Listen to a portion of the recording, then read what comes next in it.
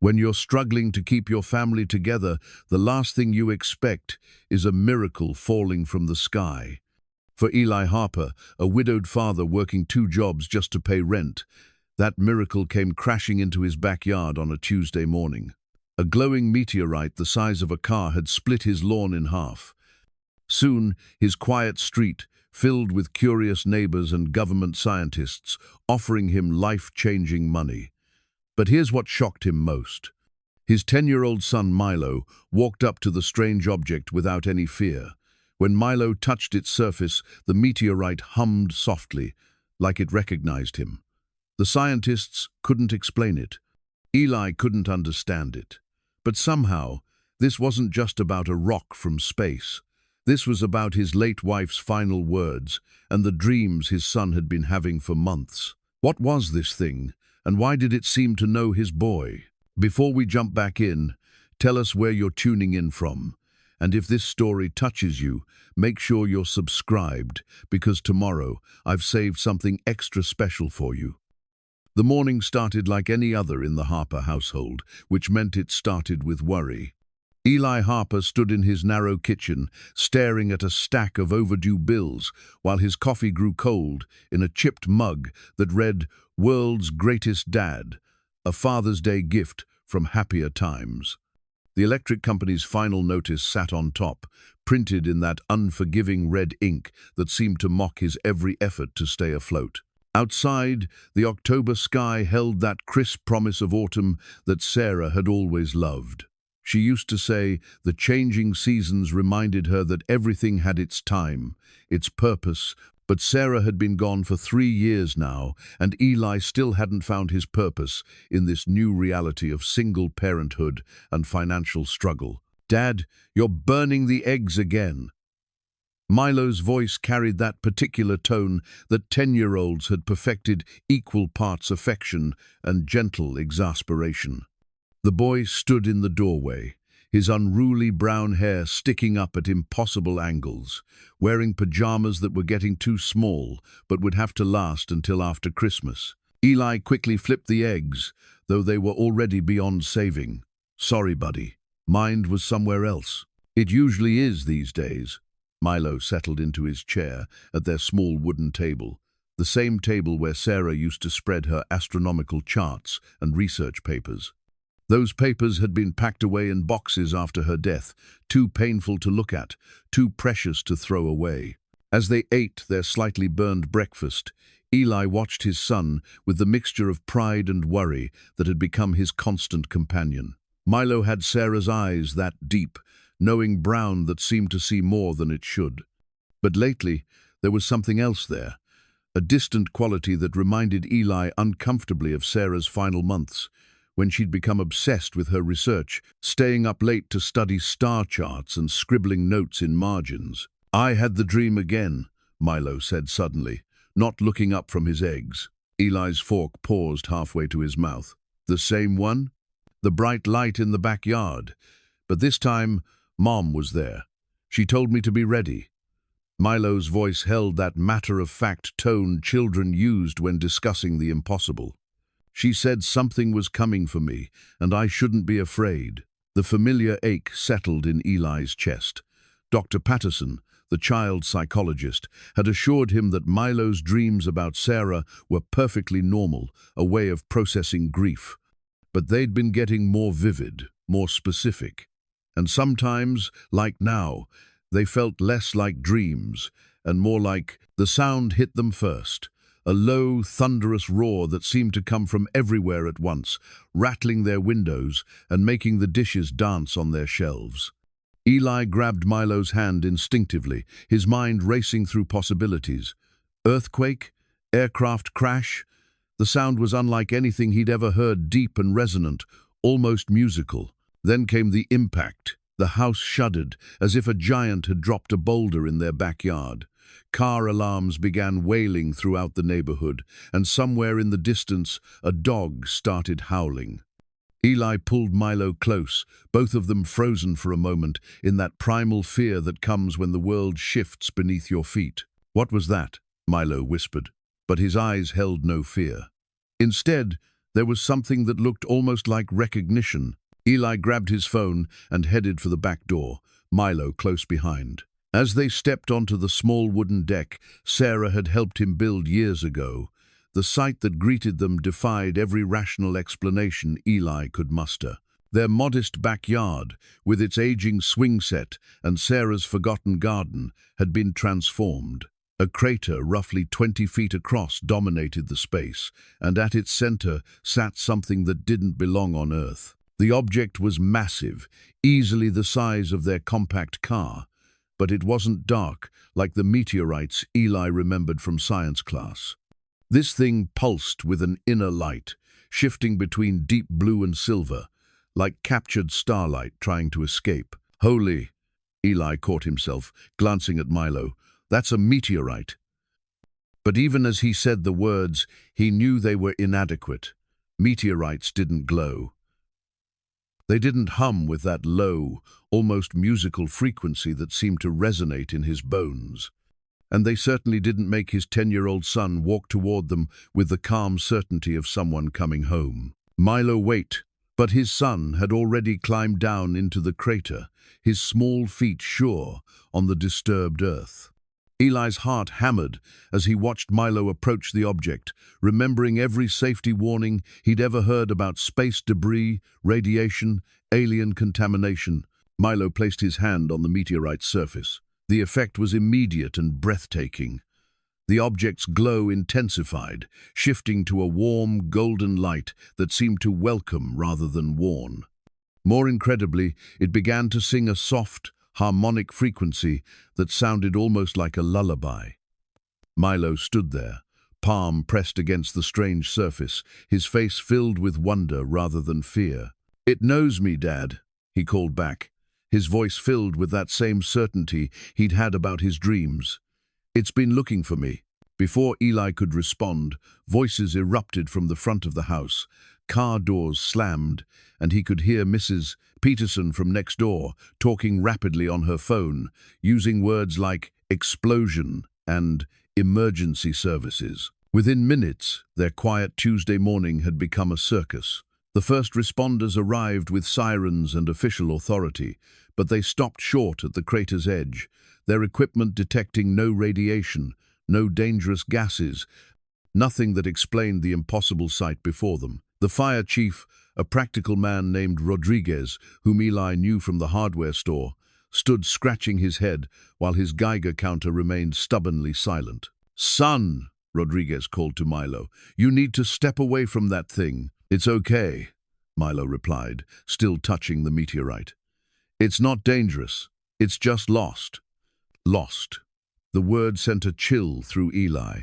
How could his son possibly know that?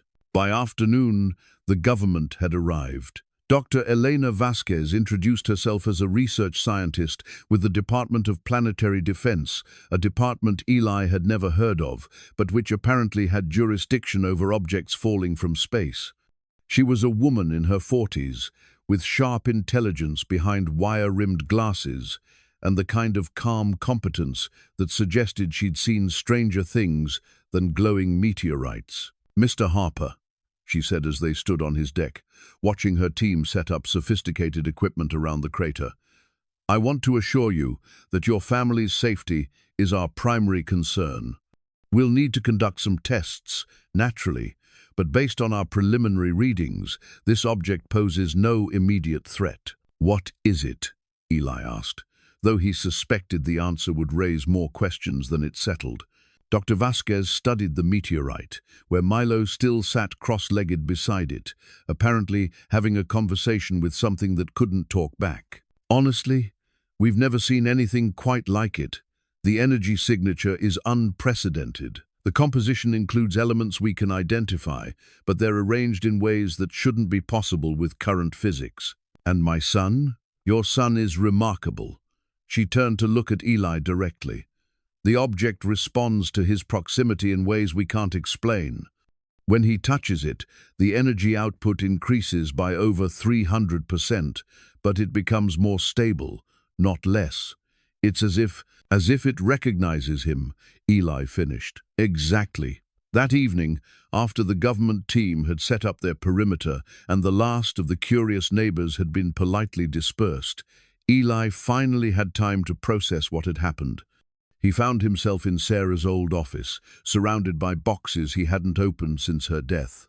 Something about the day's events had stirred memories he'd tried to keep buried. The first box contained her research papers, dense astronomical calculations, and theoretical physics that had always been beyond his understanding.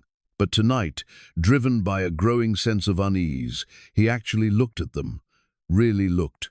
Sarah's journal lay at the bottom of the box, leather-bound and filled with her precise handwriting. As Eli flipped through the pages, he found star charts, mathematical equations, and notes that grew increasingly frantic toward the end.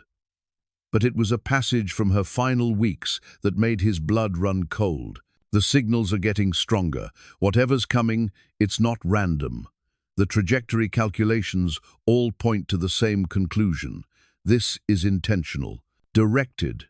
They're looking for something specific, someone specific. The genetic markers M carries, they're not natural variations, they're markers, beacons. When the time comes, he'll be ready, whether we are or not. M. Milo. Eli's hands shook as he read on. Sarah had been tracking something in the months before her death, signals from space, trajectory calculations, theories about directed panspermia, and genetic seeding that read like science fiction. But scattered throughout were references to Milo, to his dreams, to abilities she believed he would manifest. She knew, he whispered to the empty room. Somehow she knew this was coming.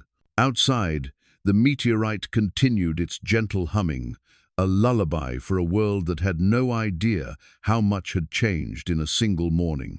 And in his room down the hall, Milo slept peacefully for the first time in weeks, no longer troubled by dreams of lights in the backyard. Because the light had finally arrived. Dr. Vasquez returned the next morning with a team twice the size and equipment that looked like it belonged in a science fiction movie. Eli watched from his kitchen window as they assembled what appeared to be a sophisticated energy scanner around the meteorite, its sensors and displays creating a high-tech perimeter around his transformed backyard. Fascinating, Dr. Vasquez murmured, as she studied the readouts on a tablet. She'd been taking measurements for over an hour, and her expression had grown increasingly puzzled. Mr. Harper, I need you to see this.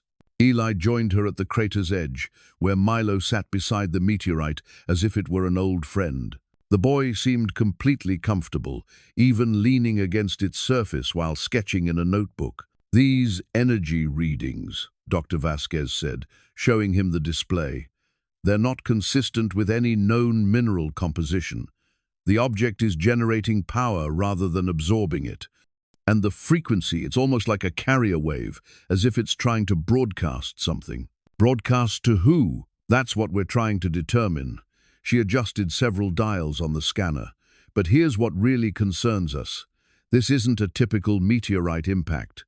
Our trajectory analysis suggests this object performed course corrections during its descent. Objects don't naturally do that unless they're being controlled, Eli finished. Exactly. Milo looked up from his sketching. It's not controlled, he said matter-of-factly. It's choosing where to go. There's a difference. Dr. Vasquez and Eli exchanged glances. Milo, Dr. Vasquez said gently, what makes you think the meteorite is choosing? Because it told me. Milo held up his notebook, which was filled with intricate geometric patterns that seemed to shift and flow across the page. It's been traveling for a very long time, looking for the right place, the right person. Eli knelt beside his son. Buddy, meteorites can't talk. This one can, not with words but with feelings, pictures. Milo touched the meteorite's surface again, and it responded with that familiar golden glow. It's lonely, Dad. It's been lonely for thousands of years. The scanner in Dr. Vasquez's hands began chirping frantically. The energy readings spiked dramatically, but rather than chaotic spikes, the patterns showed complex, rhythmic variations like a heartbeat or a language. My God, she breathed. It's responding to your son's touch. The energy signature is completely different when he makes contact. More organized. More intelligent, Eli said. Over the next few hours, Dr. Vasquez's team conducted increasingly sophisticated tests. They brought in spectrometers, electromagnetic field detectors, and computers that hummed with processing power. Each test revealed the same impossible conclusion. The meteorite wasn't just unusual, it was impossible by current scientific understanding. Mr. Harper, Dr. Vasquez said as the afternoon wore on, I need to discuss something with you privately. They walked to the front porch, away from her team and from Milo, who remained contentedly beside his cosmic companion. The scientist's demeanor had shifted from curious to urgent. My superiors have been monitoring this situation since yesterday, she began. The energy readings we're detecting, they're unprecedented. This object represents a quantum leap in our understanding of physics, materials, science, possibly biology. The applications could revolutionize human technology. Eli felt a chill that had nothing to do with the October air. What are you saying? The government is prepared to offer you $2 million for the meteorite and exclusive rights to study it. The purchase would include relocation assistance for you and your son, plus a substantial annual consulting fee. $2 million. The number hung in the air like a physical thing. Eli thought of the stack of bills on his kitchen counter, of Milo's 2 small pajamas, of the constant weight of financial worry that had pressed down on him since Sarah's death. $2 million would solve every problem he had. Almost every problem. What about Milo?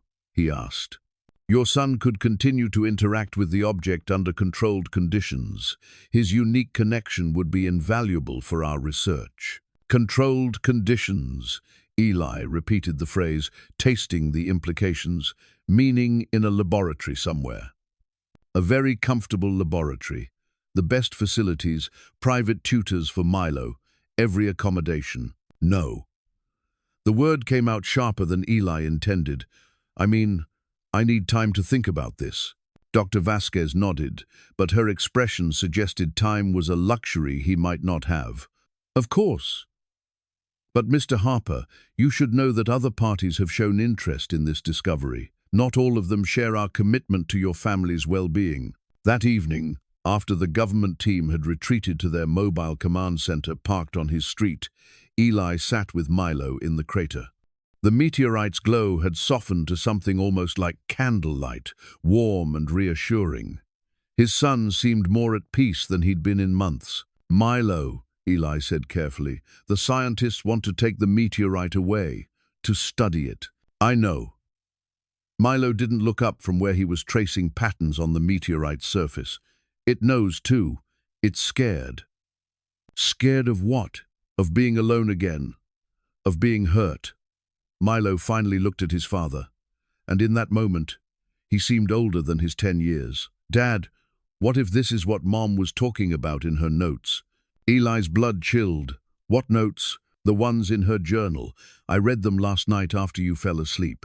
She wrote about signals from space, about genetic markers, about me being ready for something.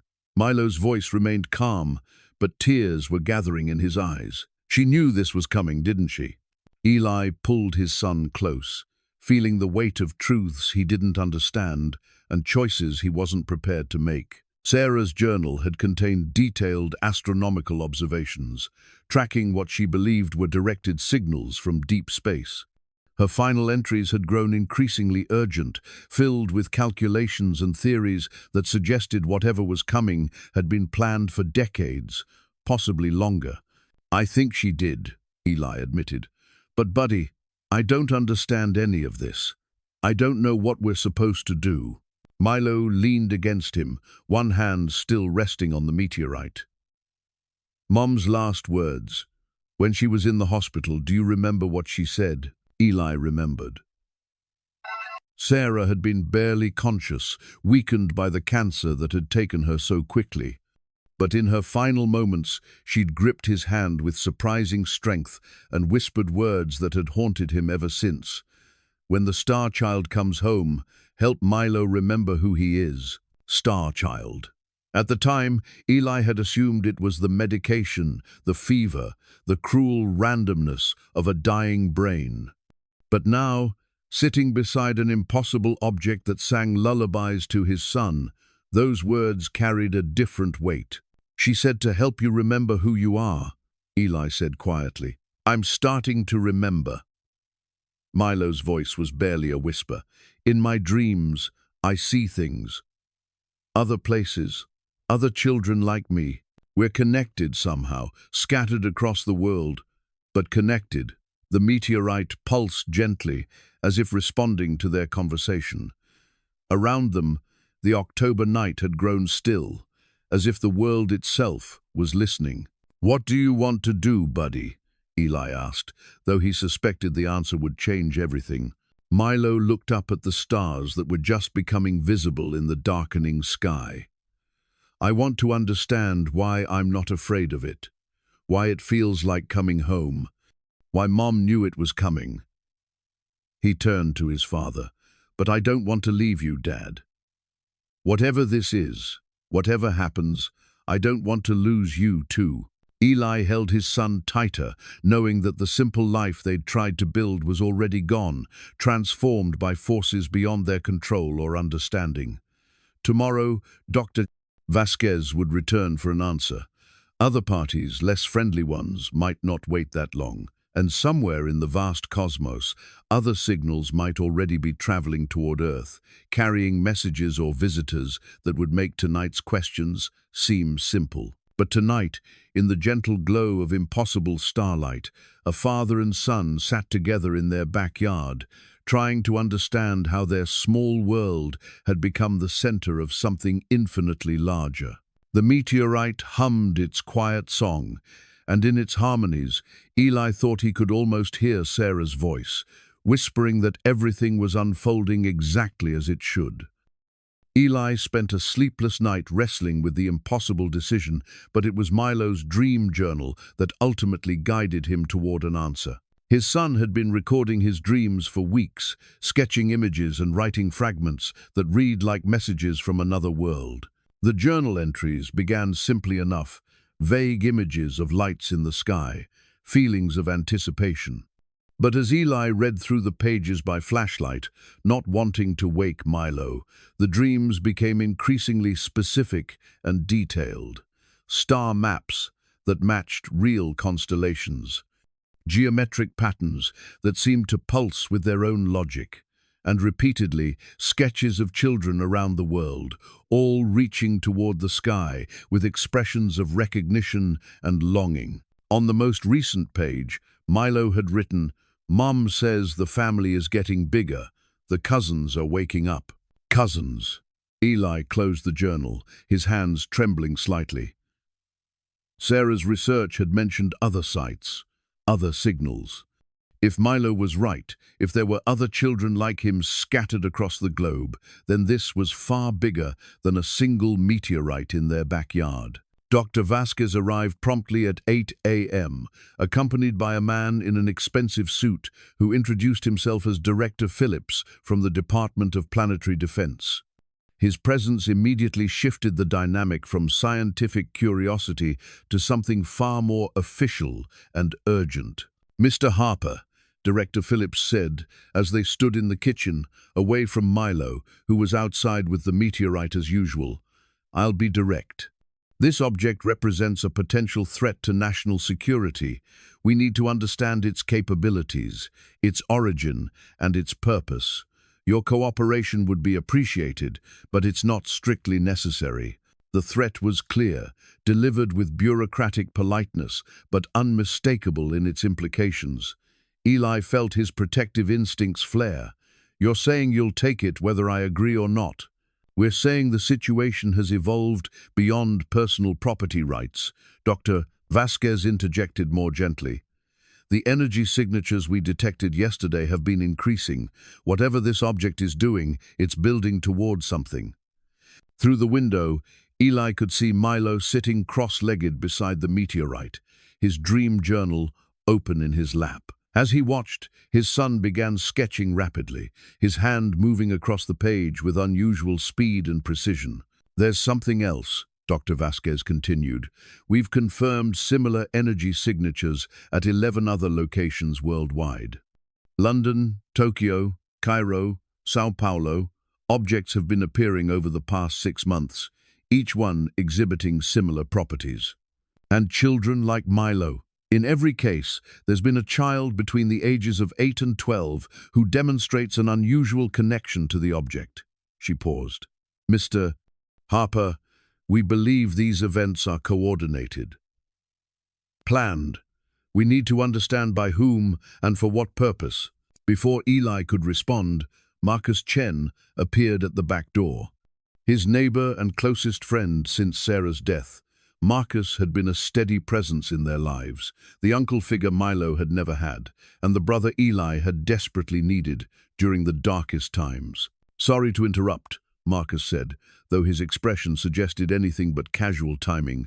"Eli, I think you need to see this." Marcus led them outside to where Milo sat beside the meteorite, completely absorbed in his drawing. The sketch showed what appeared to be a world map, with points of light scattered across continents, 12 points in total, each one pulsing with that familiar golden glow. "Milo," Eli said gently, "what are you drawing?" "The network," Milo replied without looking up. "They're all connected now, all 12. The cousins are ready to start talking to each other." Dr. Vasquez pulled out her tablet and compared Milo's sketch to a classified map on her screen. Her face went pale. "The locations match exactly, but we haven't released information about the other sites. There's no way he could know. Unless he's connected to them somehow," Marcus said quietly. The meteorite's hum suddenly intensified, shifting to a higher frequency that seemed to resonate in Eli's bones. Around the world map Milo had drawn, he began adding symbols, complex geometric patterns that seemed to flow and shift even on the static page. "It's starting," Milo said, his voice taking on a distant quality. "The first phase, the awakening." "Milo, what awakening?" Eli knelt beside his son, concern overriding everything else. For a moment, Milo's eyes seemed to look through him rather than at him. When he spoke, his voice carried harmonics that didn't quite sound human. "The seeded ones are activating, the genetic markers are expressing, the bridge between worlds is being built." Then, just as suddenly, Milo blinked and was himself again, a 10-year-old boy sitting in his backyard, looking confused and slightly scared. "Dad, I said something weird again, didn't I?"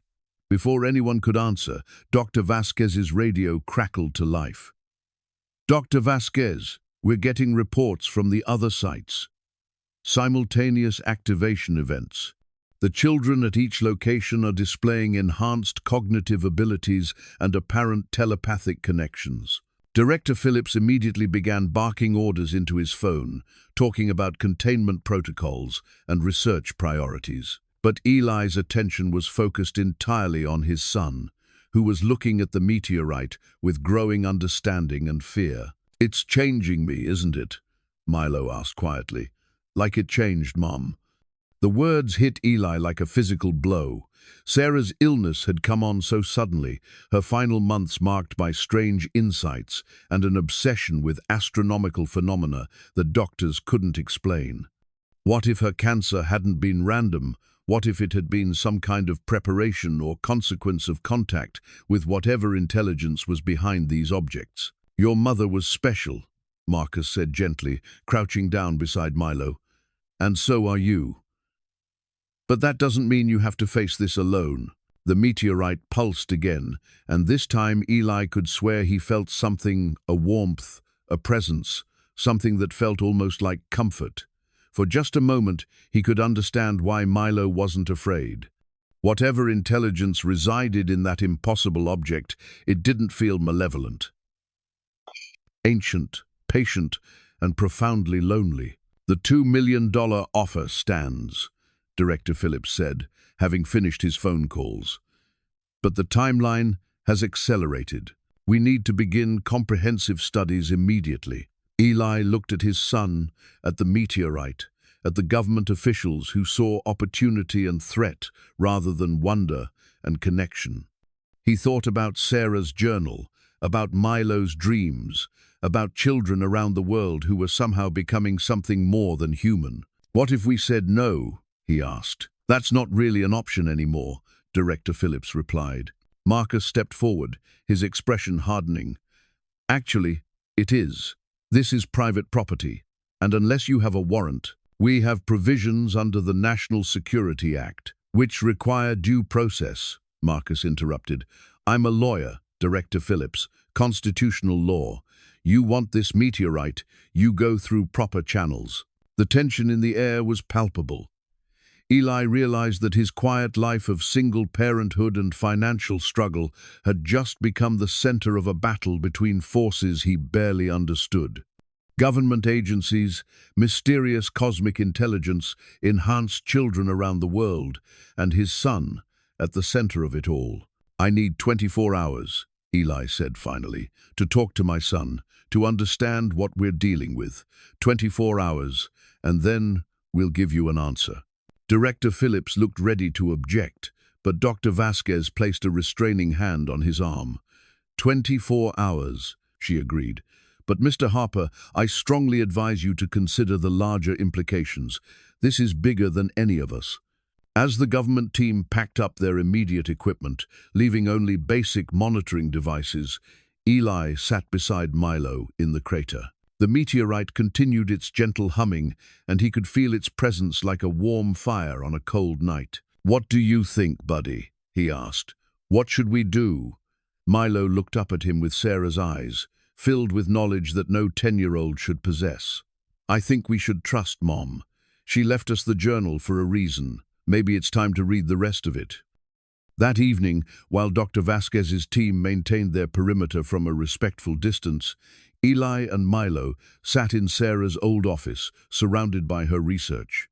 The government scientists had indeed developed a communication device, a sophisticated array of sensors and processors that had begun translating the meteorite's energy patterns into recognizable data streams. The prototype translator hummed quietly on the desk beside them, its displays showing wave-like patterns that pulsed in rhythm with the meteorite's glow. Dr. Vasquez had reluctantly agreed to let them borrow it overnight, understanding that Milo's cooperation was essential to their research. "Look at this," Milo said, pointing to a passage in Sarah's journal.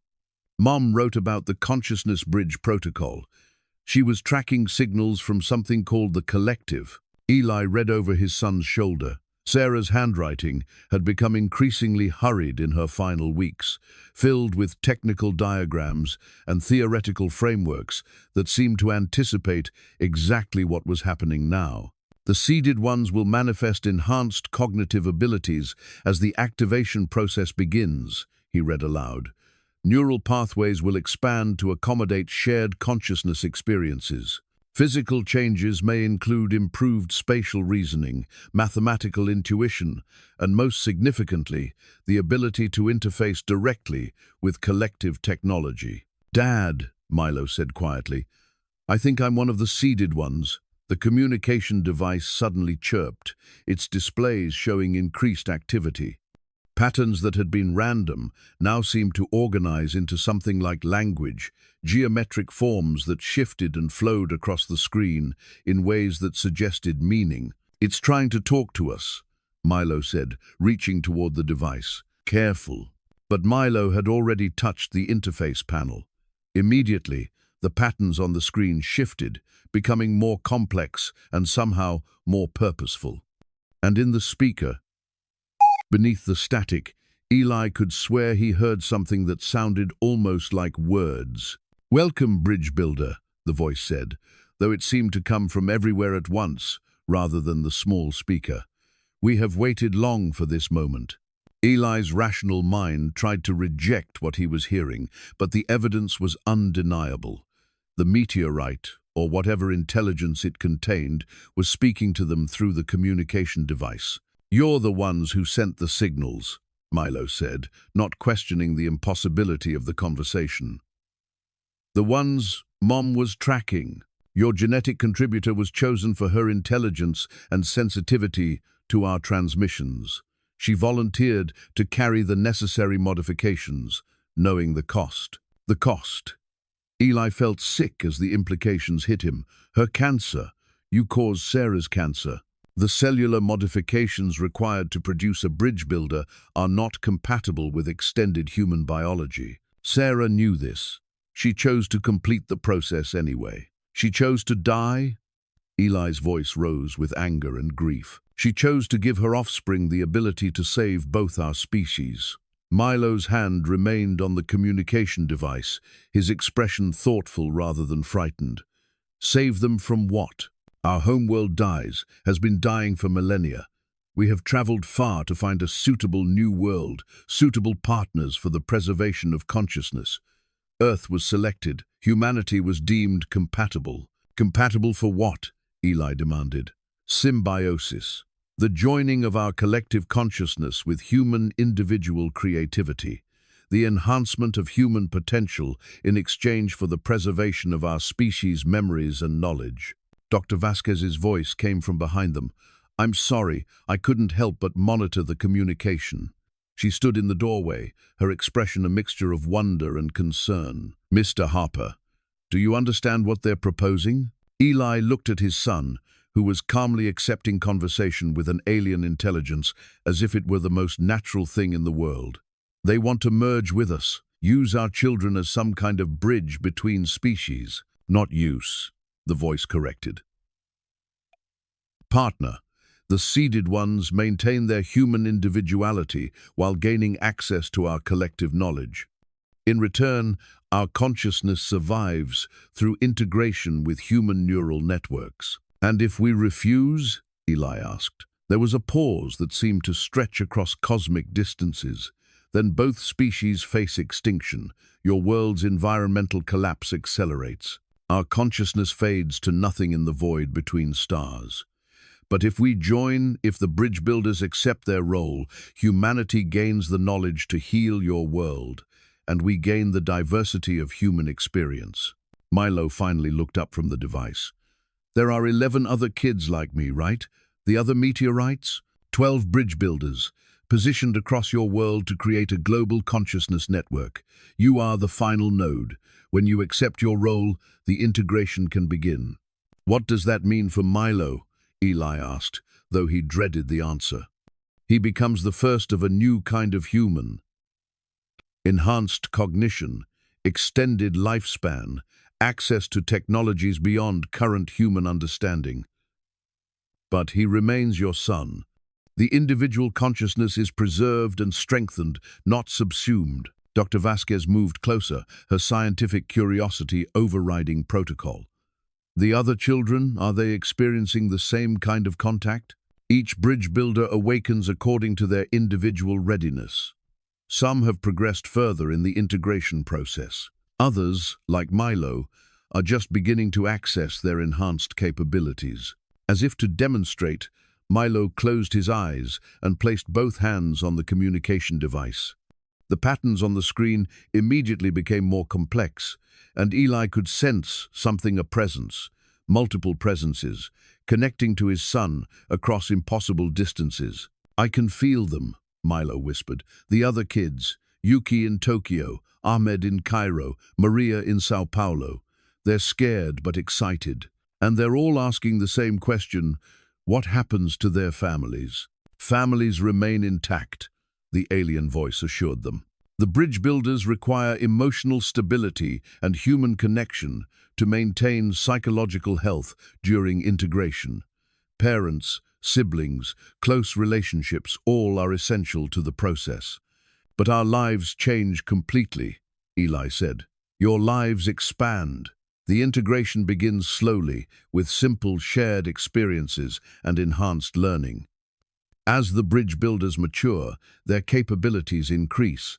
Within a generation, humanity will have access to technologies that will transform your world. Clean energy, environmental restoration, medical advances that eliminate most diseases. And in return, you get to live forever in our children's minds. We get to experience wonder again. Human creativity, emotion, the chaos of individual thought, these are gifts our collective consciousness has lost over millennia of shared existence. Through the bridge builders, both species become more than they could alone. The communication device suddenly displayed a new pattern, a complex mandala that seemed to pulse with its own inner light. This is the integration symbol, the voice explained. When Milo is ready to begin the full process, he must place both hands on the meteorite while focusing on this pattern. The other bridge builders will sense his readiness and activate simultaneously. "And if we're not ready?" Eli asked. "If we need more time?" "Time grows short. Other forces on your world have detected our presence. Some seek to exploit our technology for weapons. Others wish to prevent the integration entirely. The window for peaceful cooperation closes rapidly." As if summoned by those words, Marcus appeared in the doorway, his expression grim. "Eli, we have a problem. There are vehicles surrounding the house. Not government corporate, and they don't look friendly." Through the window, Eli could see black SUVs positioned at strategic points around their neighborhood. Men in tactical gear were moving into position, and he caught the glint of serious weaponry. "Time has run out," the alien voice said sadly. "Choose quickly, bridge builder. Accept your role and we can protect you. Refuse, and your family becomes a target for those who would abuse our gifts." Milo looked up at his father, with eyes that held both his 10-year-old innocence and an ancient wisdom that shouldn't exist. "Dad, I think I know what Mom would want us to do." The corporate assault came at dawn, but they were ready. Marcus had spent the night making calls to contacts from his legal practice, people who owed favors, who understood that sometimes the law needed to be bent to serve justice. By sunrise, their house was surrounded not just by corporate mercenaries, but by federal marshals, local police, and a team of constitutional lawyers who had arrived overnight. "They can't just take the meteorite," Marcus explained as they watched the standoff develop. "Not without due process, not with this much legal firepower watching." But Eli knew the law was only buying them time. The real battle was happening in Sarah's office, where Milo sat surrounded by her research, the communication device, and a star map that seemed to pulse with its own inner light. The star map had emerged from Sarah's most secretive files, a detailed astronomical chart, showing the trajectory of 12 objects across decades of travel. Each path was precisely calculated, converging on Earth from different points in the galaxy, all arriving within a 6-month window. "She was tracking them for years," Dr. Vasquez said, studying the chart. She had arrived early, ostensibly to continue her research, but Eli suspected she was also serving as a buffer between his family and the more aggressive government factions. "Your wife was in contact with them long before the meteorites arrived." "How is that possible?" Eli asked. "Quantum entanglement," Milo said matter-of-factly, not looking up from where he was sketching new patterns in his dream journal. "Once you establish a connection across space, distance doesn't matter for communication." Mom figured out how to build a receiver. Eli stared at his son. "Buddy, how do you know about quantum entanglement?" "The same way I know there are 12 of us, and that the corporate soldiers outside work for something called the Titan Group, and that their plan is to capture me and weaponize the integration technology." Milo's pencil moved across the page with mechanical precision. "The knowledge is just there now, Dad, like remembering something I learned a long time ago." Dr. Vasquez's tablet chimed with an urgent message. "The other sites are reporting similar corporate activity. Someone is making a coordinated move against all 12 bridge builders simultaneously." "The Titan Group," the alien voice said through the communication device. "We are aware of this organization. They have been monitoring our signals since your wife first made contact. Their intention is to harvest our technology for military applications." "Can you protect us?" Eli asked. "Our defensive capabilities are limited until the integration is complete, but the bridge builders, working together, can generate a protective field that will neutralize most human weapons." "Most weapons?" Marcus asked grimly. "Titan Group has acquired several alien artifacts from previous contact attempts. Their effectiveness against our defenses is unknown. The reality of their situation was becoming clear. This wasn't just about their family anymore, it was about the future of human-alien relations, about whether first contact would be peaceful cooperation or corporate exploitation. "What do we need to do?" Eli asked. Milo finally looked up from his drawing. "I need to connect with the others, all 12 of us, at the same time. But Dad, once I do that, there's no going back. The integration will start, and I'll start becoming something more than human. Will you still be my son? I'll always be your son, but I'll also be something else, something bigger." Before Eli could respond, Marcus burst back into the room. "They're moving. Titan Group is advancing on all sides, and the federal marshals are being forced to stand down. Apparently someone has a judge in their pocket." Through the window, Eli could see figures in tactical gear approaching the house. They moved with military precision, carrying weapons that didn't look entirely human in design. "Alien weapons," Dr. Stewart. Vasquez confirmed, scanning their equipment with her sensors. "Modified versions of technology from previous contact events. This confirms our worst fears about corporate acquisition of extraterrestrial materials." The meteorite in the backyard suddenly blazed with brilliant light, and the communication device erupted with activity. "All bridge builders must activate simultaneously now," the alien voice urged. "The corporate forces have technology that can disrupt the integration process if they're allowed to interfere." Milo stood up, his dream journal falling open to reveal the integration symbol, the same complex mandala they'd seen on the communication device.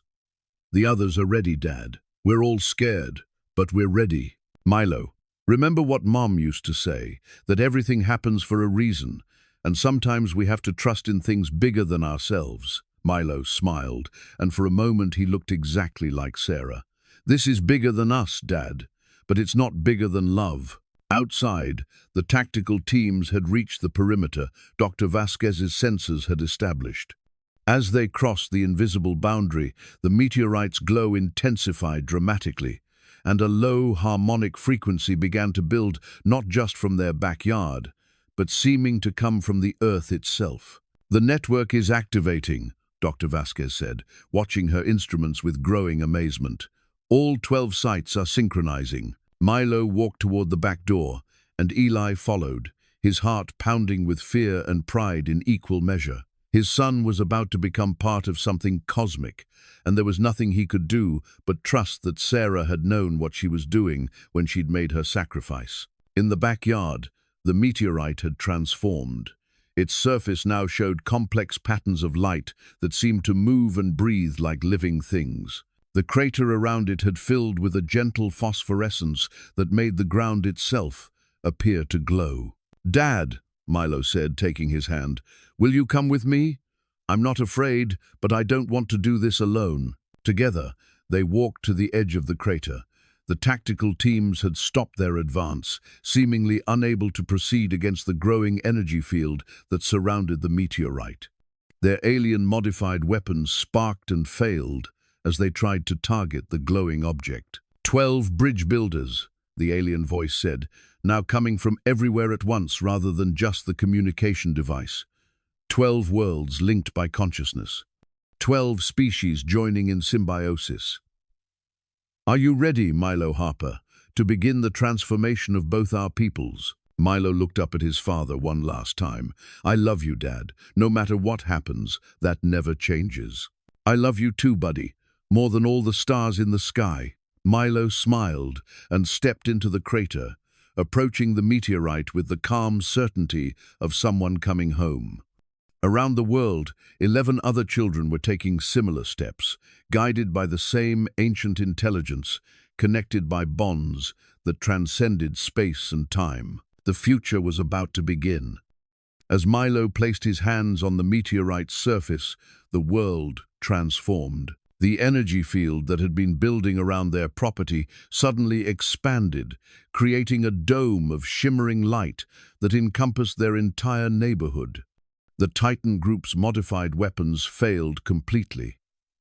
Their alien technology somehow neutralized by the meteorite's defensive systems. But it was what happened inside the crater that truly defied comprehension. The meteorite began to unfold, its surface revealing itself to be more like crystalline petals than solid rock. Within its core, a structure of impossible beauty emerged, geometric forms that hurt to look at directly, as if they existed in more dimensions than human eyes could process. And from the heart of that structure, a figure began to materialize. At first, Eli thought it was a hologram, a projection of light and energy. But as the figure solidified, he realized he was looking at Sarah. Not an alien wearing Sarah's appearance, not a memory made manifest, but somehow, impossibly, Sarah herself. She looked exactly as she had in her final healthy days, before the cancer had begun its cruel work. Her dark hair caught the meteorite's glow, and her eyes held that familiar warmth that had sustained Eli through their darkest times. "Hello, my love," she said, her voice carrying harmonics that seemed to resonate from the crystalline structures around her. "Hello, my beautiful boy." Milo stared at his mother with wonder rather than shock, as if some part of him had always known this moment would come. "Mom, you're really here?" "I'm here, sweetheart. Not the way I was before, but I'm here." Eli's rational mind struggled to process what he was seeing. "Sarah, how is this possible? You died. I was there. I held your hand. You held my physical hand as that body failed," Sarah said gently. "But consciousness doesn't die, Eli. It transforms. The collective taught me that during our early communications, they offered me a choice: die with my individual memories intact, or allow my consciousness to be preserved within their memory crystals. The memory crystal. Eli realized he was looking at the artifact. Dr. Vasquez's team had been trying to understand a crystalline structure that stored not just data, but entire conscious experiences. "You've been inside the meteorite this whole time. I've been traveling with them, learning from them, preparing for this moment." Sarah stepped closer, though she didn't quite seem to walk so much as flow through the space. "Milo, my darling, are you ready to understand what you really are?" Milo nodded, his hand still resting on the meteorite's surface. "I'm ready, Mom." Sarah placed her translucent hand over his, and the moment they made contact, the air around them filled with images, holographic displays that showed scenes from across time and space. "The collective has been seeding compatible species for millennia," Sarah explained, as the images unfolded around them. "Not to conquer or absorb, but to create bridges between different forms of consciousness.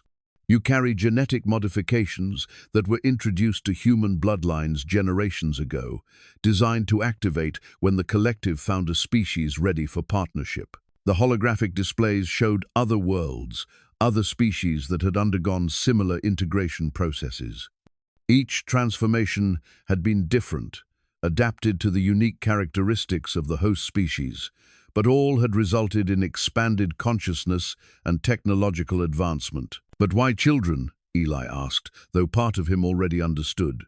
"Because young minds are more adaptable, less constrained by preconceptions about what's possible." Sarah smiled at her son. "And because the integration requires not just intelligence, but wonder. The ability to see magic in the universe and accept it as natural."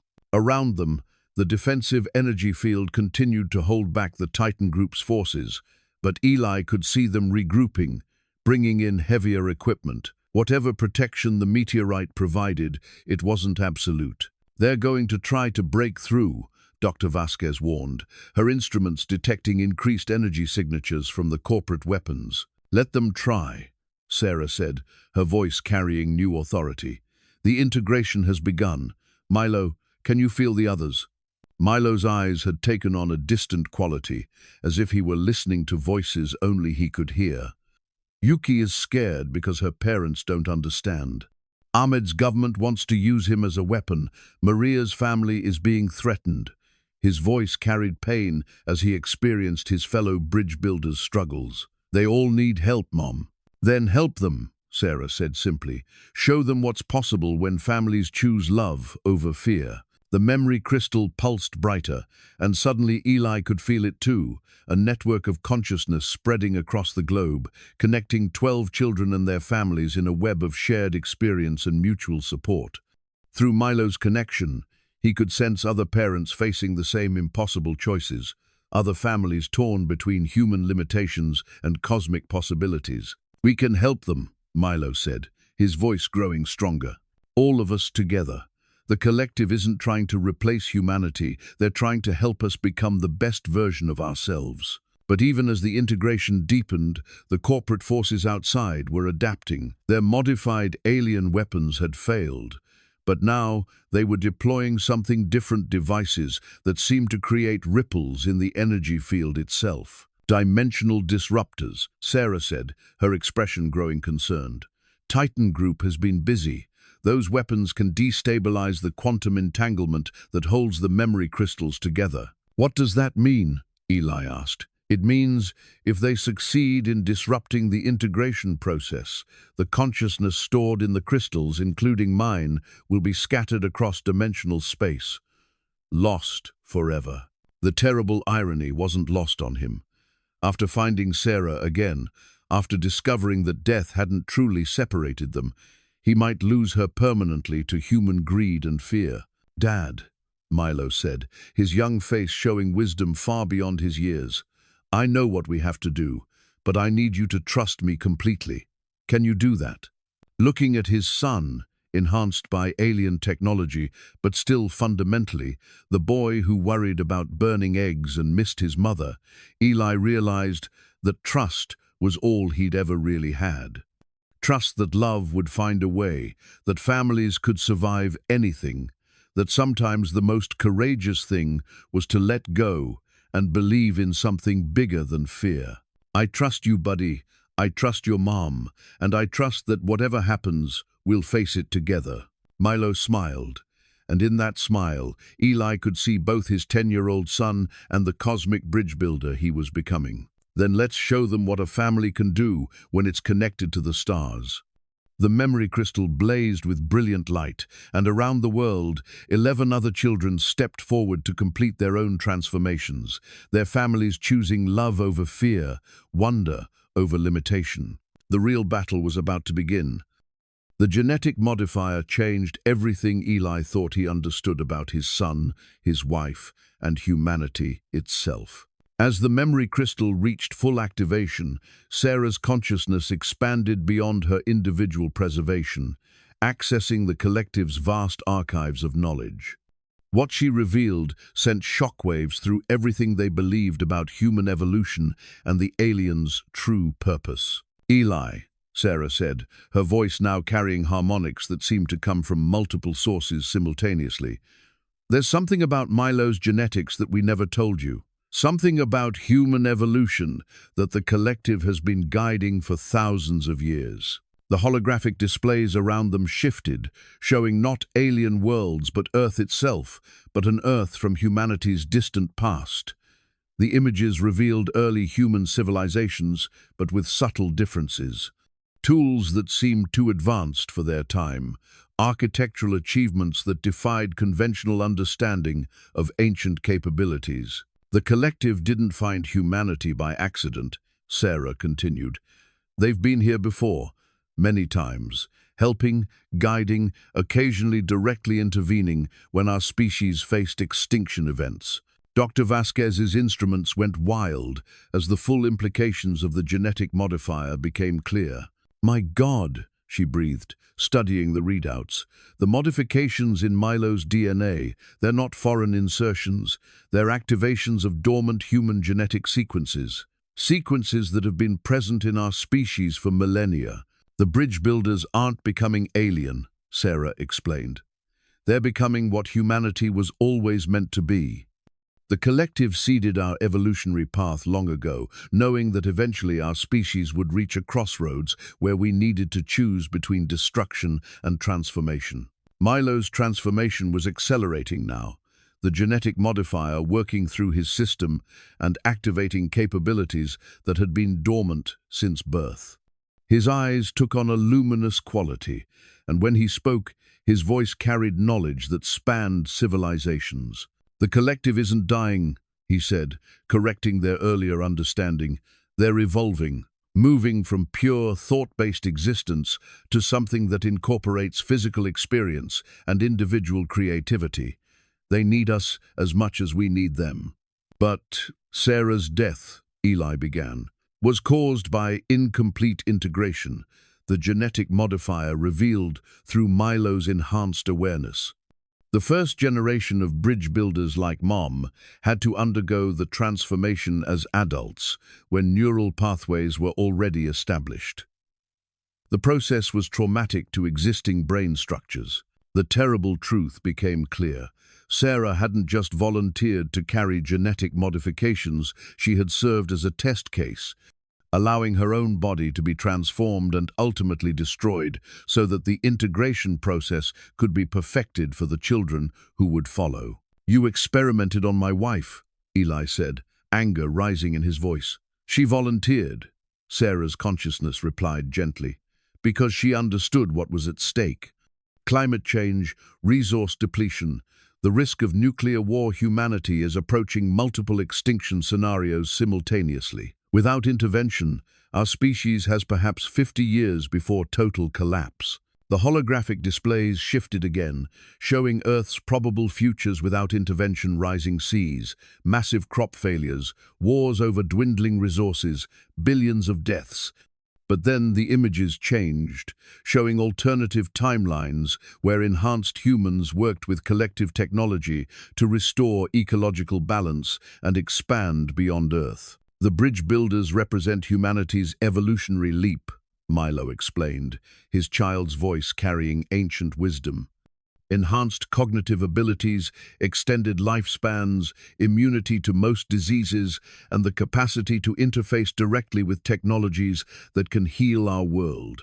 But even as the revelation unfolded, the corporate assault was intensifying. The Titan Group's dimensional disruptors were beginning to affect the memory crystal's stability, causing Sarah's image to flicker and distort. "They're trying to prevent the evolution," Dr. Vasquez realized. "Titan Group doesn't want enhanced humans. They want to control the technology for themselves." Through Milo's expanded awareness, they could see the full scope of the corporate conspiracy. Titan Group had been tracking the collective signals for decades, acquiring alien artifacts from previous contact attempts, building weapons designed specifically to disrupt the integration process. "But why?" Eli asked. "Why prevent humanity's advancement?" "Because enhanced humans can't be controlled," Milo replied. "We'll be able to detect lies, resist manipulation, see through the systems of exploitation that keep people trapped in poverty and ignorance.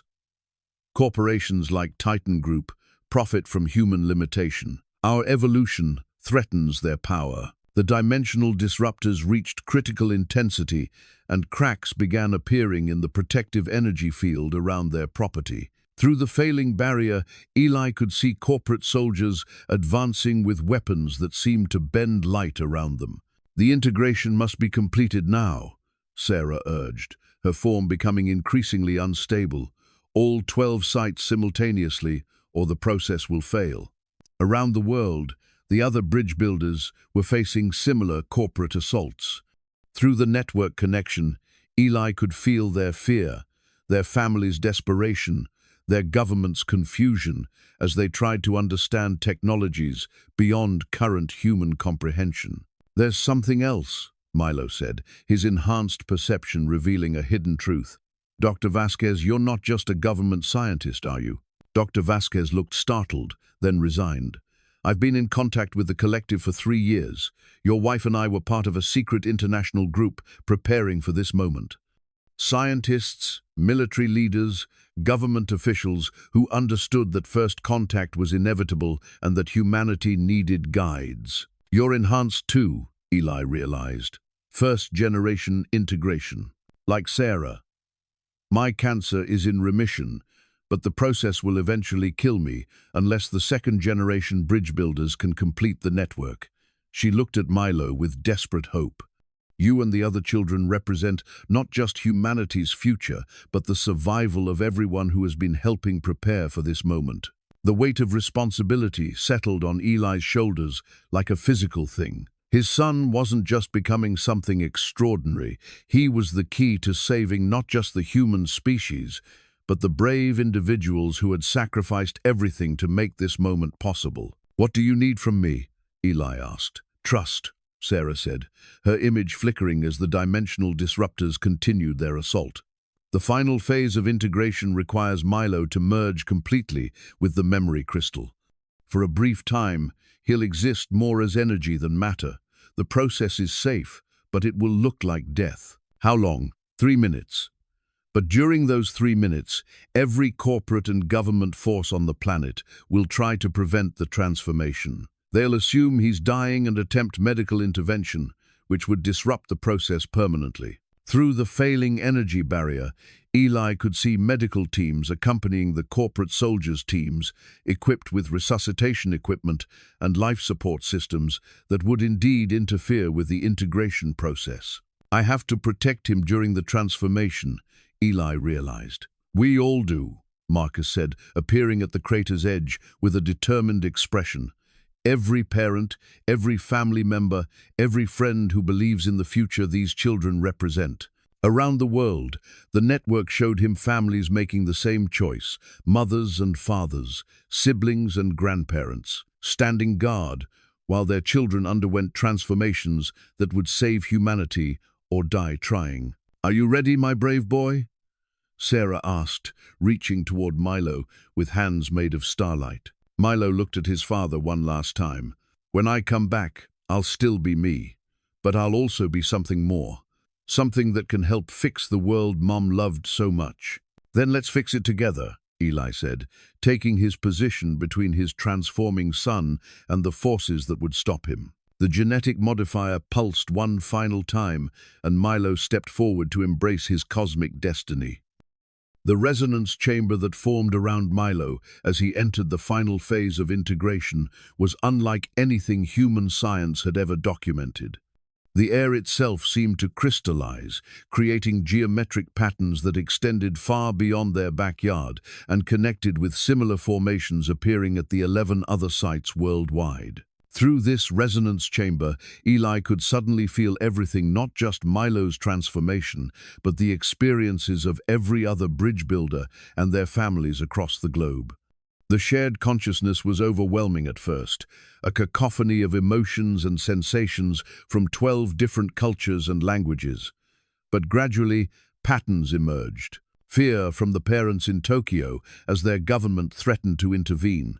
Determination from the family in Sao Paulo as they stood against corporate forces. Wonder from the child in Cairo as ancient knowledge flowed through newly awakened neural pathways. And underneath it all, a growing harmony as 12 young minds began to think and feel as one while maintaining their individual personalities. "It's working, Doctor," Vasquez said, her instruments showing unprecedented energy patterns. "The global network is stabilizing, but the dimensional disruptors are having an effect. The resonance is weaker than projected." Marcus had positioned himself at the crater's edge with a baseball bat, as if he could somehow beat back advanced corporate weapons with pure determination. "How long does Milo need to complete the process?" 17 minutes for full integration. Sarah's flickering image replied, but the critical phase when his consciousness merges with the crystal lasts only 3 minutes. During that time, any disruption will be fatal. Through the failing energy barrier, Eli could see the Titan Group forces regrouping for a final assault. Their dimensional disruptors had created weak points in the protective field, and they were preparing to exploit those vulnerabilities with surgical precision. "There's something else," Dr. Vasquez said, studying her readouts with growing alarm. "The resonance chamber is affecting more than just the bridge builders. It's awakening dormant genetic sequences in everyone within the field radius." Eli felt it then, a tingling sensation in his mind, as if doors he'd never known existed were beginning to open. Around the neighborhood, he could see other residents emerging from their homes with expressions of wonder and confusion. Mrs. Peterson next door was staring at her hands as if seeing them for the first time. The Martinez family across the street stood together in their yard, all of them gazing up at the sky with matching expressions of recognition. "The enhancement isn't limited to the bridge builders," Marcus said, his voice carrying new harmonics. "It's spreading to everyone." "The collective's final gift," Sarah explained. "They're not just creating 12 enhanced humans, they're triggering the next stage of human evolution for everyone ready to accept it." But this broader transformation was also making them a bigger target. Through the resonance chamber's expanded awareness, Eli could sense military forces converging on their location from multiple directions. Not just corporate mercenaries, but government black ops teams, international intelligence agencies, and shadowy organizations he couldn't identify. "They're not trying to capture Milo anymore," he realized. "They're trying to prevent the enhancement from spreading." "Exactly," Dr. Vasquez confirmed. "If the transformation completes successfully, it will render traditional power structures obsolete. Enhanced humans can't be controlled through fear, manipulation, or ignorance. Every authoritarian regime, every exploitative corporation, every system based on keeping people powerless, they all become impossible to maintain." The stakes weren't just about first contact anymore. They were about the fundamental future of human civilization. As if responding to this realization, the corporate assault intensified dramatically. The dimensional disruptors reached maximum power, creating visible tiers in space around the energy barrier. Through these tiers, Eli caught glimpses of other realities, worlds where the integration had failed, where humanity had chosen fear over evolution, where Earth had become a barren wasteland. "They're destabilizing local space-time," Sarah warned, her image becoming increasingly fragmented. "If they succeed in creating a large enough dimensional rift, it will sever the connection between the memory crystals permanently." Milo's transformation was reaching its critical phase. His physical form was becoming translucent as his consciousness prepared to merge with the crystal matrix. But instead of looking afraid, he appeared serene, connected to something vast and wonderful that existed beyond the immediate danger. "Dad," he said, his voice seeming to come from everywhere at once, "I need you to do something for me. Anything, buddy. I need you to forgive them." "Forgive who?" "The people trying to stop us. They're afraid.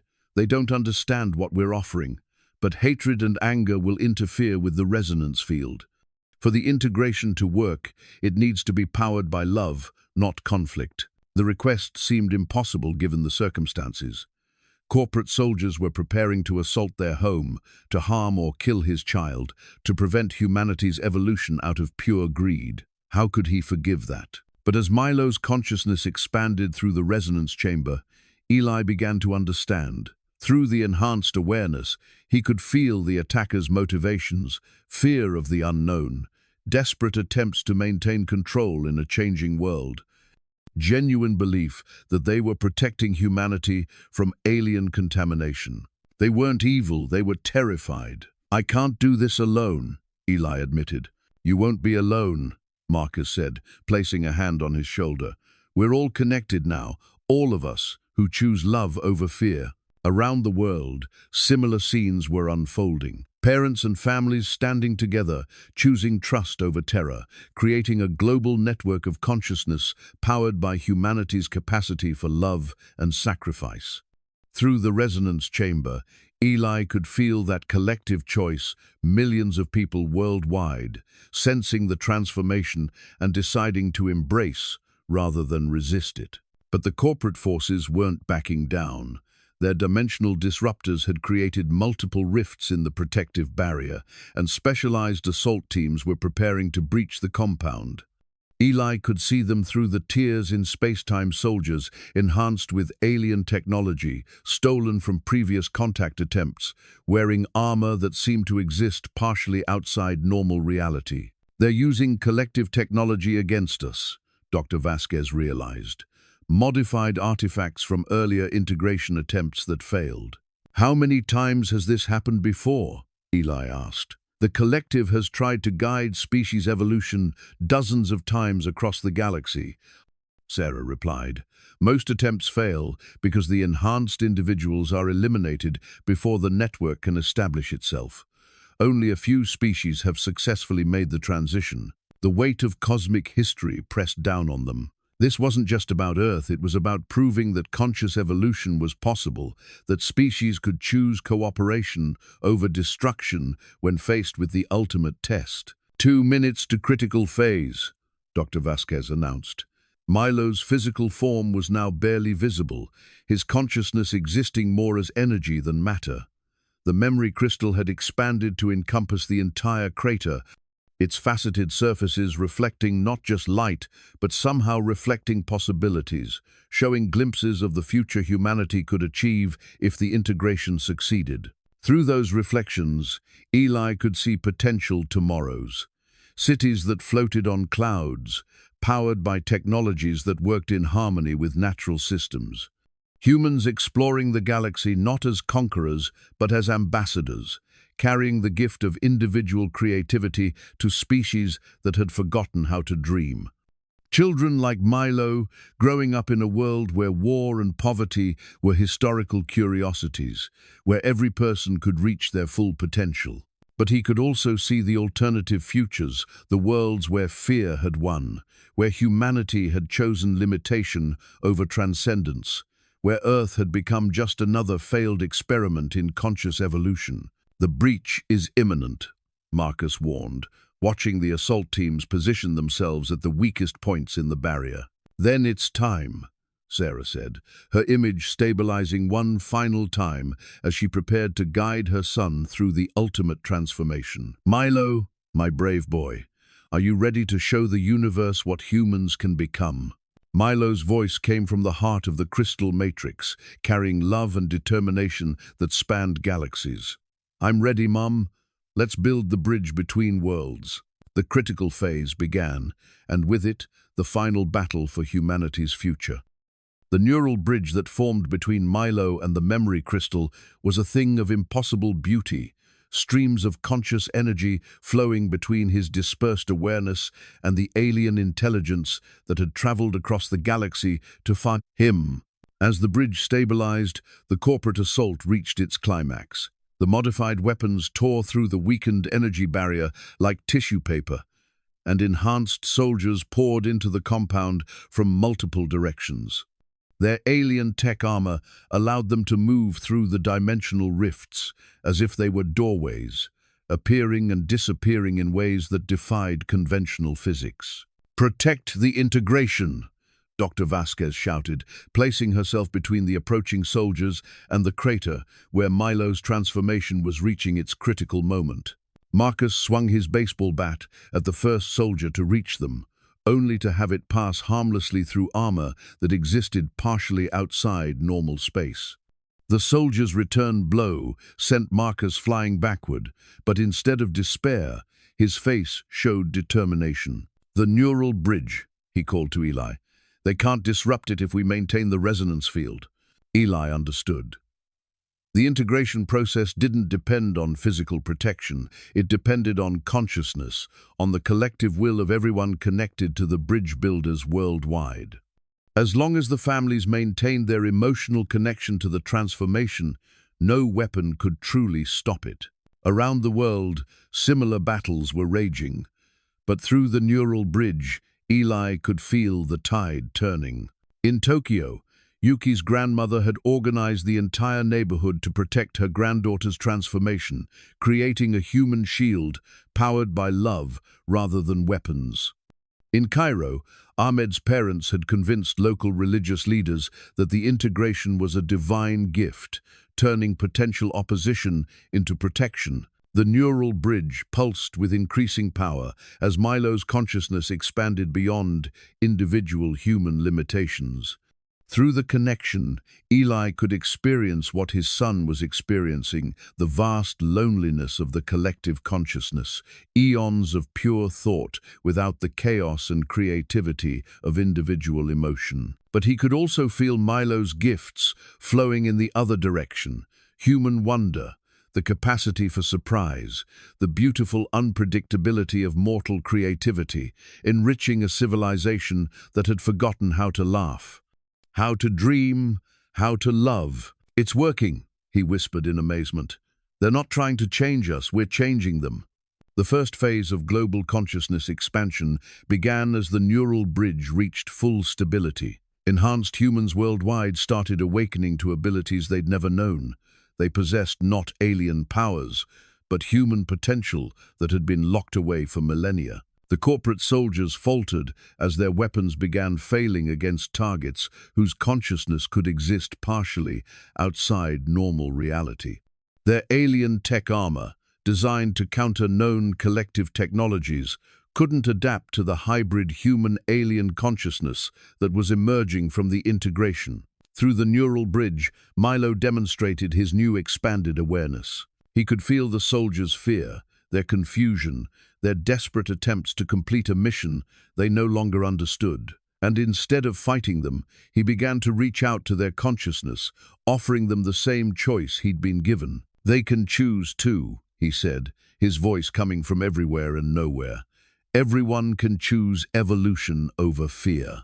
One by one, the enhanced soldiers began lowering their weapons, their faces showing the same wonder and recognition that had spread through the neighborhood. The neural bridge wasn't just connecting the bridge builders, it was offering transformation to anyone willing to accept it. But the dimensional disruptors reached maximum power, creating massive tears in local space-time. Through these rifts, Eli could see Titan Group's ultimate weapon, a device that existed outside normal reality, designed to sever the quantum entanglement that connected consciousness to consciousness across galactic distances. "They're going to try to cut the connection permanently," Dr. Vasquez warned, her instruments detecting energy signatures that threatened the very fabric of space-time. "If they succeed, every consciousness currently in the bridge state will be scattered across dimensional space." The neural bridge began to destabilize as the weapon powered up. Milo's consciousness, stretched between human individuality and cosmic awareness, started to fragment under the dimensional stress. "Dad." His voice came faintly through the bridge. "I can't hold it much longer. The connection is breaking apart." Eli stepped forward, placing his hands on the crystal matrix where his son's physical form had been. The moment he made contact, he felt the neural bridge's strain, the enormous effort required to maintain consciousness across multiple dimensional states while under assault from weapons designed specifically to disrupt such connections. "Then don't hold it alone," he said, opening his mind to the bridge. "We'll hold it together." Around the world, the message spread through the global network. Parents, siblings, friends, and loved ones connected to the bridge builders began adding their consciousness to the neural bridge, creating a web of human awareness that spanned the planet. The irreversible bonding process accelerated, powered not by alien technology, but by the most human force of all, the refusal to let go of those we love. The transformation beacon that emerged from the memory crystal's final metamorphosis was not a device, but a living network, 12 points of light connected by streams of consciousness that spanned continents and united human creativity with cosmic wisdom. As Milo completed his evolution into humanity's first cosmic ambassador, the beacon began broadcasting on frequencies that existed beyond normal electromagnetic spectrum. Every enhanced human on Earth could feel the signal, a call to awakening, that resonated in genetic codes activated after millennia of dormancy. The simultaneous activation of all 12 global sites created a cascade effect that overwhelmed Titan Group's dimensional weapons. Their disruptors, designed to disrupt single-point consciousness transfers, couldn't cope with a planet-wide network of interconnected awareness. "The quantum entanglement is stabilizing globally," Dr. Vasquez reported, her voice filled with wonder as her instruments detected changes that redefined physics itself. "The beacon isn't just connecting the bridge builders, it's creating a permanent communication link between Earth and the collective's home systems." Around them, the corporate assault collapsed as enhanced soldiers chose evolution over conflict. The neural feedback from the beacon had shown them glimpses of what they were fighting against, not alien invasion, but conscious evolution. the next step in their own species development. Eli watched in amazement as Milo's new form stabilized within the beacon's crystalline matrix. His son was still recognizably human, but enhanced in ways that seemed both alien and completely natural. His eyes held depths that reflected cosmic distances, and when he spoke, his voice carried harmonics that seemed to resonate with the music of the spheres. "Dad," Milo said, stepping out of the beacon's core, "can you feel it? The awakening?" Eli could feel it, a spreading wave of consciousness that was touching every human mind, ready to receive it. Enhanced cognitive abilities were manifesting worldwide, but more importantly, enhanced empathy was growing. The capacity for violence and exploitation was diminishing as people gained the ability to feel others' experiences as their own. The psychic feedback is neutralizing all aggressive actions worldwide, Dr. Vasquez observed, monitoring global communications. Military conflicts are ceasing. Corporate exploitation is becoming impossible as enhanced workers can detect and resist manipulation. The transformation beacon pulsed with increasing strength, and through its network, Eli could sense the other bridge builders completing their own metamorphoses. 12 children around the world were becoming something new, human ambassadors to a cosmic civilization that had been waiting eons for species capable of joining their community. But the beacon was doing more than just facilitating first contact. It was beginning humanity's gradual evolution into something that could survive and thrive among the stars. "The genetic modifications are spreading," Milo explained, his enhanced awareness allowing him to monitor the global process. Not through infection or force, but through choice. Every person who chooses love over fear, cooperation over conflict, becomes a candidate for enhancement. Through the beacon's network, Eli could see the changes spreading across Earth. Enhanced humans were sharing their expanded awareness with families and communities, creating ripples of consciousness expansion that touched every continent. But the transformation was voluntary. Those who chose to remain baseline human were respected and protected, their individual choice honored. The collective never intended to replace humanity. Sarah's consciousness said, her form now permanently integrated with the beacon's systems. They intended to offer us a choice, remain as we are, or become what we could be. The dimensional weapons finally shut down completely, their operators enhanced beyond the capacity for destructive action. Titan Group's command structure collapsed as board members and executives found themselves unable to prioritize profit over human welfare. Their enhanced empathy, making exploitation literally impossible. Around the world, similar transformations were occurring in every power structure built on domination and control.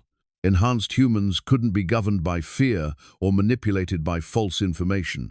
The old systems of control were becoming obsolete, not through force, but through transcendence. "What happens now?" Marcus asked, his own enhancement manifesting as an expanded sense of justice and community connection. "Now we learn," Milo replied, his awareness encompassing not just Earth, but the growing network of consciousness that connected them to civilizations across the galaxy. The collective has technologies that can heal environmental damage, methods for traveling between stars without harming local ecosystems, knowledge that can help us become the best version of ourselves. The beacon established permanent contact with the cosmic civilization, creating a communication channel that would allow cultural and technological exchange over generations. But more importantly, it had preserved human individuality and creativity while expanding human consciousness. "The first phase is complete," the beacon announced in Milo's voice, though Eli could hear harmonics from all 12 bridge builders. "Humanity has chosen evolution. The partnership begins now." Enhanced humans worldwide began awakening to their new abilities, but the transformation had preserved human nature while expanding human potential. Children still laughed and played, families still gathered for meals. Love and loss, Joy and sorrow remained fundamentally human experiences, but now enhanced by cosmic perspective and unlimited potential. The bridge between worlds was complete, and humanity's journey among the stars could finally begin. 6 months after the transformation, the Harper family's morning routine had changed in ways both profound and wonderfully ordinary. Eli still made breakfast, though he no longer burned the eggs. His enhanced spatial awareness made such accidents impossible. Milo still sat at their wooden table, though now he occasionally paused his eating to answer questions from enhanced children on other continents, their consciousness linked through the beacon network that had become as natural as breathing. The legacy archive that had formed from Sarah's complete integration with the beacon allowed conversations that Eli had thought impossible.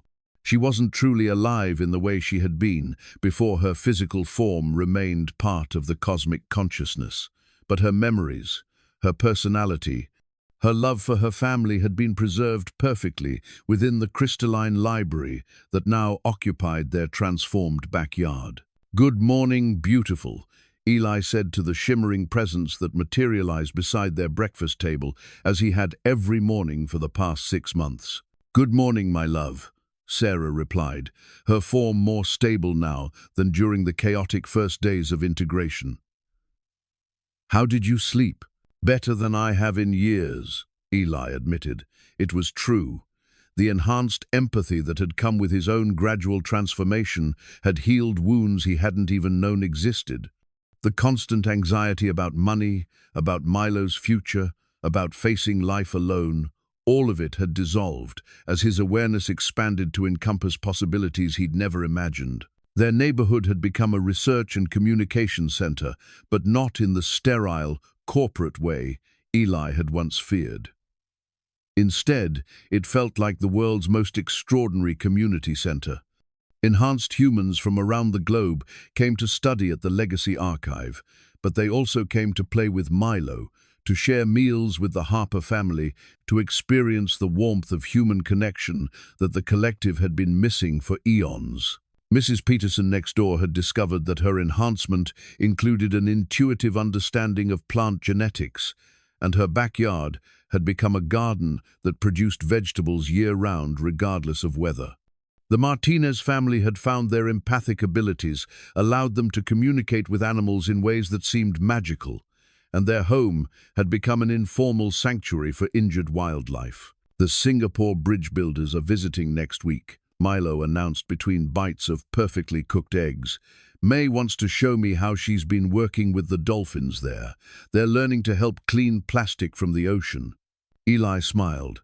This was how the world was changing, not through grand technological impositions, but through enhanced humans finding creative solutions to old problems, working with nature rather than against it. "And Ahmed is coordinating the desert restoration project in Morocco," Sarah added, her consciousness connected to the global network in ways that allowed her to monitor humanity's progress in real time.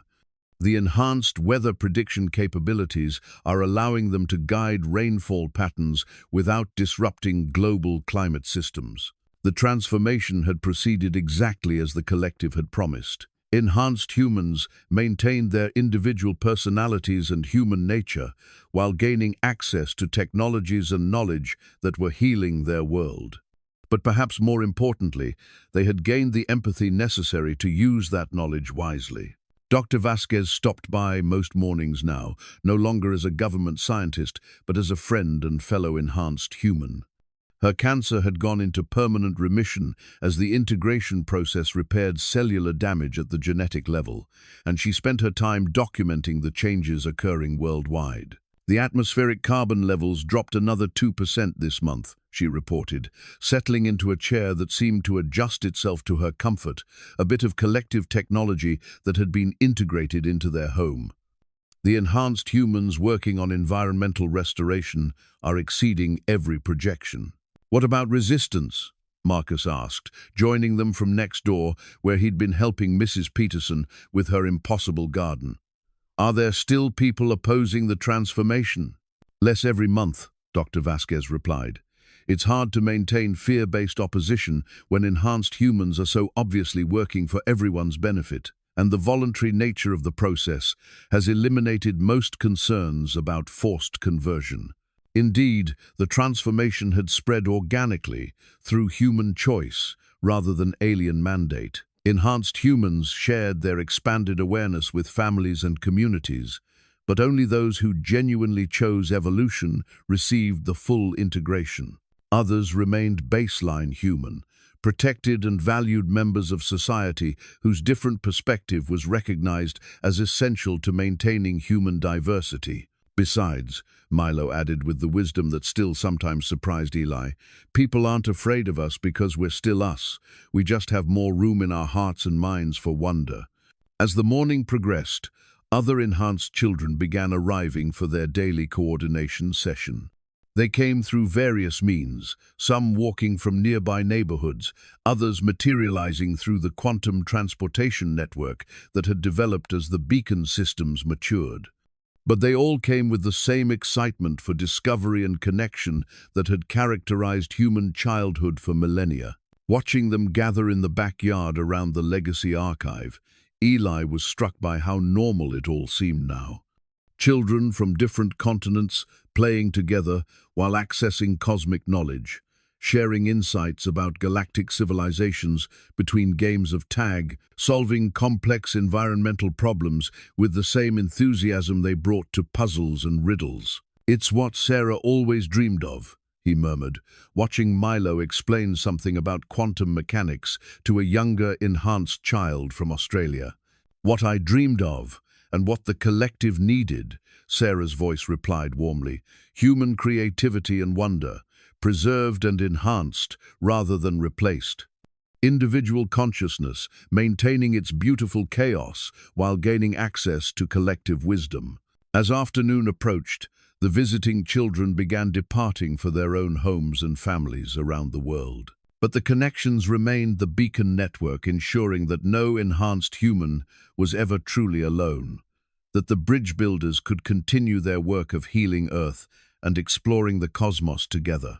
Eli found himself standing in the garden that had once been a simple backyard, holding hands with his son while Sarah's presence surrounded them like starlight. The meteorite that had started everything was gone, transformed into the beacon that now served as Earth's communication center with a galactic community of conscious species. "Do you ever regret it?" he asked Milo, as they watched the sunset paint the sky in colors that enhanced vision could perceive in far greater depth and beauty than before. "Regret becoming who I was always meant to be?" Milo considered the question with the thoroughness that characterized enhanced cognition. "No, Dad. I regret that it took so long.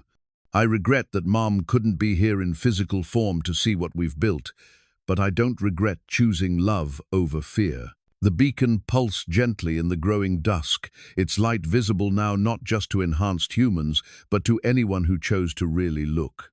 Around the world, similar beacons created a network of light that was beginning to be visible from space. Humanity's announcement to the cosmos that Earth was ready to join the community of conscious worlds. "What's next?"